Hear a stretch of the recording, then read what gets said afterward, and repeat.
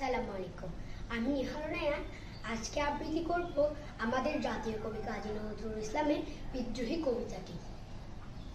বল বীর, বল উন্নত মম শির, শির নেহারে আমারই নত শির ওই শিকর হিমাদ্রির। বল বীর, বল মহাবিশ্বের মহাকাশ ফাড়ি, চন্দ্র সূর্য গ্রহ তারা ছাড়ি। ভুলগে দুলগে গোলগে ভেদিয়া, খোদার আসন আরশ ছেদিয়া, উঠিয়াছি চির বিস্ময় আমি বিশ্ববিদাত্রী। মম ললাটে রৌদ্র ভগবান জলে, রাজ রাজ টিকা দীপ্ত জয়শ্রীর।